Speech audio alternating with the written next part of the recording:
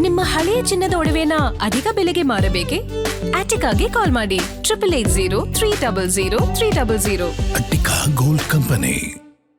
ನೋಡಿ, ಏನೇ ಮಾಡಿದ್ರೂ ಕೂಡ ಕಾನೂನು ಮೀರಿ ಯಾರೂ ಮಾಡೋಕ್ಕಾಗಲ್ಲ. ಎಲೆಕ್ಷನ್ ಕಮಿಷನ್ ಅವ್ರದ್ದು ಅಬ್ಸರ್ವರ್ಸ್ ಇರ್ತಾರೆ. ಅವರು ಅಂಥದ್ದೇನಾದರೂ ಕ್ರಿಯಾಲೋಪ ಆಗಿದ್ದರೆ ಅಥವಾ ಬೇರೆ ರೀತಿಯಾದಂಥ ಲೋಪಗಳಾಗಿದ್ದರೆ ಅವ್ರು ಆ್ಯಕ್ಷನ್ ತೊಗೋಬೋದು. ನಾವು ಯಾರೂ ಕೂಡ ಅವರಿಗೆ ಫೋರ್ಸ್ ಮಾಡಿ ಯಾವುದಾದ್ರೂ ಸಮುದಾಯ ಭವನಗಳಲ್ಲಾಗಲಿ ಅಥವಾ ಬೇರೆ ಕಚೇರಿಗಳಲ್ಲಾಗಲಿ ಮಾಡಿ ಅಂತ ಒತ್ತಾಯ ಮಾಡಿಲ್ಲ. ಈಗ ಅವರ ಆತಂಕ ಇರೋದು ಜನರಲ್ಲಿ ನಿಜ. ಅದಕ್ಕೆ ಅಲ್ವಾ ನಾವು ಹೇಳಿರೋದು ಕ್ಯಾಬಿನೆಟ್ನಲ್ಲಿ 12 ಪ್ರಶ್ನೆಗಳನ್ನು ಕೇಳಿದ್ದೀವಿ. ಇದೆಲ್ಲನೂ ಗೊಂದಲ ನಿವಾರಿಸ್ಬಿಟ್ಟು SIR ಮಾಡಿ ಅಂತ. ಇದಕ್ಕೆ ಯಾರು ಹೊಣೆಗಾರರು? ಈಗ ಜನರಲ್ಲಿ ಇವತ್ತು ಆತಂಕ ಇದೆ, ಸಂಶಯ ಇದೆ. ಈ ಇಡೀ ಪ್ರಕ್ರಿಯೆ ಬಗ್ಗೆ ಒಂದು ಅನುಮಾನ ಇದೆ ಅಂದರೆ ಜವಾಬ್ದಾರಿ ಯಾರು? ರಾಜ್ಯ ಸರ್ಕಾರನಾ? ರೂಲ್ಸ್ ನಾವು ಮಾಡ್ತೀವಾ? ಲಾಜಿಕಲ್ ಡಿಸ್ಕ್ರಿಪೆನ್ಸಿ ಅಂದರೆ ಏನು ಅಂತ ಕೇಳಿದ್ರೆ ಅವ್ರ ಹತ್ರನೇ ಉತ್ತರ ಇಲ್ಲ. BLOಗಳಿಗೆ ರಾಜ್ಯ ಸರ್ಕಾರ ಹೇಳಿ ಈ ಥರ ಮಾಡಿಸ್ತಿದೆ. BLO ಯಾರು ಅಂಡರ್ ಬರ್ತಾರೆ? ಇವ್ರೆ ಅಧಿಕಾರಿಗಳು ನಮ್ಮವ್ರು ಇರ್ಬೋದು, ನಿರ್ದೇಶನ ಯಾರು ಕೊಡೋದು? ಎಲೆಕ್ಷನ್ ಕಮಿಷನ್ನೇ ಅಲ್ವಾ? ಈಗ ಯಾರು ಆ್ಯಕ್ಷನ್ ತಗೋಬೇಕು? ಆಯಿತು ಸರ್, ನೀವು ಇದು ಹೇಳ್ತೀರಾ? ನೋಡಿ, ಎಲ್ಲರೂ ಕೂಡ MLAಗಳಿರ್ಬೋದು, BJP MLA ಇರ್ಬೋದು, ಕಾಂಗ್ರೆಸ್ MLA ಇರ್ಬೋದು, ಎಲ್ಲರೂ ಕೂಡ ಇದಕ್ಕೆ ಶ್ರಮಿಸ್ತಾ ಇದ್ದಾರಲ್ವಾ? ಯಾಕೆ? ಮತದಾರರಿಗೋಸ್ಕರ. ಈಗ ಅದಕ್ಕೆ ಮಾನದಂಡ ಇದೆ. ನೀವು ಹೇಳ್ದಂಗೆ ಫೋಟೋ ಹಾಕಬಾರ್ದು. ಇದು ಕೆಲವು ಶಾಸಕರು ಮಾಡಿದ್ದಾರೆ. ಜಯನಗರ್ನಲ್ಲಿ ಏನಾಯಿತು ಸರ್? ಜಯನಗರ್ನಲ್ಲಿ ನಮ್ಮ ಶಾಸಕರು ಇರೋದಾ? BLO ಯಾರಿರೋದು? ರಾಜ್ಯ ಸರ್ಕಾರದ್ದು. ಚಾಮರಾಜಪೇಟೆ, ಯಶವಂತಪುರದಲ್ಲೆಲ್ಲ ನಿಮ್ಮ ಎಲ್ಲ ಕಡೆ ಇರ್ತದೆ. ಈಗ ಆಲ್ SIR ಎಲ್ಲ ಪೊಲಿಟಿಕಲ್ ಪಾರ್ಟೀಸು ಮಾಡಬೇಕಲ್ವಾ? ಈಗ ನಾಳೆ ನೀವು ಎಲೆಕ್ಷನ್ ಗೆಲ್ಬೇಕಂದ್ರೆ ನೀವು ನಿಮ್ಮ ಮತದಾರರಿಗೆ ಹಾಕ್ಸ್ತೀರಾ. That is what is called a revision of ಇದು ವೋಟರ್ ಲಿಸ್ಟು. ಒಂದು ಸಮುದಾಯದ ಅದು ಮಸೀದಿಗಳಲ್ಲಿ ಒಂದು ಸಮುದಾಯದ. ಈಗ ನಮ್ಮ ಕಡೆ ಮೊನ್ನೆ ನನಗೆ ಮಾಹಿತಿ ಪ್ರಕಾರ ಬಂದಾಗ ಎಲ್ಲ ಒಂದು ನಮ್ಮ ಬ್ಯಾಕ್ವರ್ಡ್ ಸಮಾಜದವರು ಒಂದು ಅವ್ರದ್ದೇ ಸಮುದಾಯ ಭವನಗಳಲ್ಲಿ ಸೇರ್ಕೊಂಡು ಹಿಂಗೆ ಈ ಪ್ರಕ್ರಿಯೆ ಬಗ್ಗೆ ಜಾಗೃತಿ ಮೂಡಿಸ್ತಾಯಿದ್ರು. ಅವ್ರ ಹತ್ರ ಏನು ER ಫಾರ್ಮ್ಸು ಡೌನ್ಲೋಡ್ ಮಾಡ್ಕೊಂಡು ಅಲ್ಲೇ ಹಂಚ್ತಾಯಿದ್ರು. ಅದಕ್ಕೇನಂತೀರಾ? ಆತಂಕ ಯಾರಿಗಿರೋದು? ಈಗ ಅಲ್ಪಸಂಖ್ಯಾತರಿಗೆ, ದಲಿತರಿಗೆ, ಹಿಂದುಳಿದ ವರ್ಗದವರಿಗೆ, ಆರ್ಥಿಕವಾಗಿ ಹಿಂದುಳಿದ ಮೇಲ್ವರ್ಗದವರಿಗೆ. ಈಗ ಮಧ್ಯಪ್ರದೇಶನಲ್ಲಿರ್ಬೋದು, ನಿಮ್ಮ ನಿಮ್ಮ ಬಿಹಾರಲ್ಲಿರ್ಬೋದು ಮತ್ತು ಬೆಂಗಾಲ್ನಲ್ಲಿರ್ಬೋದು, ರಾಜ್ಯ ಸರ್ಕಾರ ಏನಂತ ಹೇಳಿದ್ದಾರೆ? ಯಾರು SIRನಲ್ಲಿ ಪಟ್ಟಿನಲ್ಲಿದ್ದಾರೆ ಅವ್ರಿಗೆ ಮಾತ್ರ ನಾವು ಆದ್ಯತೆಯನ್ನು ಕೊಡ್ತೀವಿ ರಾಜ್ಯ ಸರ್ಕಾರ ಯೋಜನೆ ಮತ್ತು ಕೇಂದ್ರ ಸರ್ಕಾರ ಯೋಜನೆಗಳಲ್ಲಿ. ಆತಂಕ ಹುಟ್ಟೋದಿಲ್ವಾ? ಇದನ್ನು ನಿವಾರಣೆ ಮಾಡಬೇಕಾಗಿರೋದು ಯಾರು? ಈಗ ನಾವು ಹೋಗಿ ಅಲ್ಲಿಗೆ ಚೀಫ್ ಎಲೆಕ್ಷನ್ ಕಮಿಷನರ್ ಹತ್ರ ಟೈಮ್ ಕೇಳಿದ್ರೆ ಟೈಮ್ ಕೊಡೋಲ್ಲ ಅಂದರೆ ನಾವೇನು ಮಾಡಬೇಕು ಸರ್? ಕುಮಾರಸ್ವಾಮಿ, ಶೋಭಾ ಕರಂದ್ಲಾಜೆ ಅವರು ಆರೋಪ ಮಾಡಿದ್ರೆ ಸೆಂಟ್ರಿಂದನೇ ಮಾನಿಟರ್ ಆಗಬೇಕು ಕರ್ನಾಟಕದಲ್ಲಿ. ಮಾಡಿ ಅಪ್ಪ, ನಿಮ್ಮ ಕೈಲೇ ಇದೆ ಅಲ್ಲ. ಈಗ ಶೋಭಾ ಕರಂದ್ಲಾಜೆ ಅವ್ರು ಯಾವ ಪಾರ್ಟಿ ಗುರು? ಯಾರು ಕೇಂದ್ರದಲ್ಲಿರೋದು? BJP. ಮಾಡಿಸಿ, ಯಾರು ಬೇಡ ಅಂದಿದ್ದಾರೆ? ಪಾರದರ್ಶಕವಾಗಿ ಮಾಡಿ ಅಂತ ಹೇಳ್ತಾ ಇರೋದಲ್ಲ ನಾವು ಕೂಡ. ಭಾಳ ಸ್ಪಷ್ಟವಾಗಿ ನಮ್ಮ ಕ್ಯಾಬಿನೆಟ್ ನೋಟ್ನಲ್ಲಿ ಅಥವಾ ಮನವಿನಲ್ಲಿ ಏನಿದೆ? First line, we are not against revision of voter list of any kind. ಇದನ್ನು ಅವ್ರು ಮಾಡಲೇಬೇಕು. ಇದೇ ಅವ್ರ ಕೆಲಸ, ಎಲೆಕ್ಷನ್ ಕಮಿಷನ್ ಕೆಲಸ. ಒಂದು ಒಳ್ಳೆ ಮತದಾರರ ಪಟ್ಟಿ ಕೊಡಬೇಕು, ಚುನಾವಣೆ ಸರಿಯಾಗಿ ನಡೆಸಬೇಕು. ಇದು ಬಿಟ್ಟರೆ ಬೇರೆದೇನು ಕೆಲಸ ಇಲ್ಲ ಅವ್ರದ್ದು.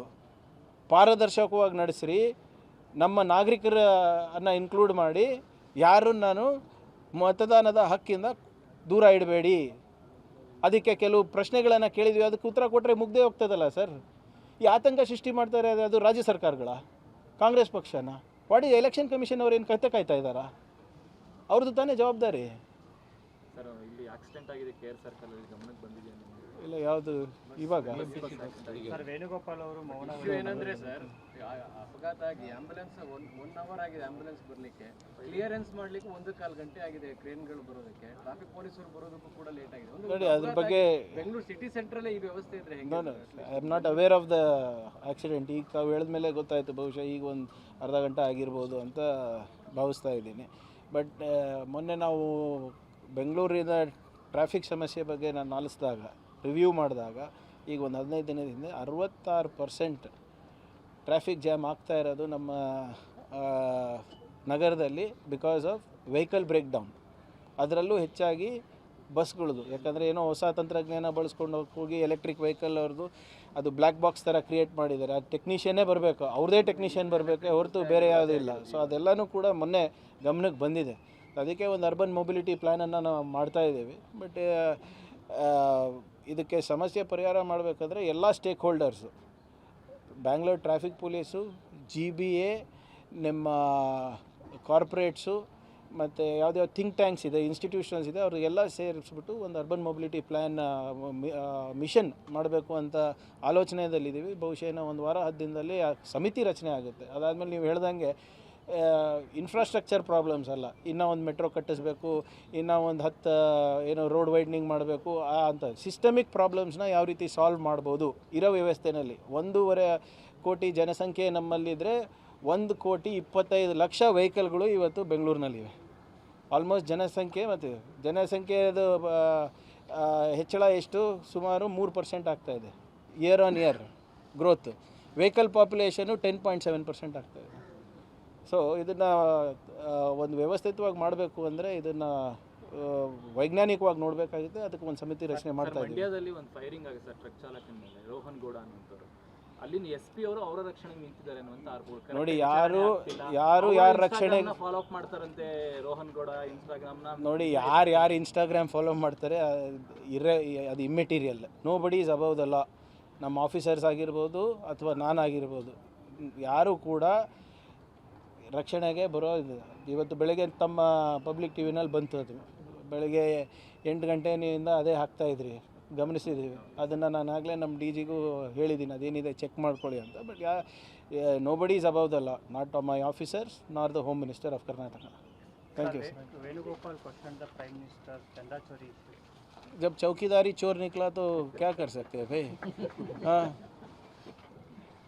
प्राण प्रतिष्ठापन किसने किया? मोदी जी ने.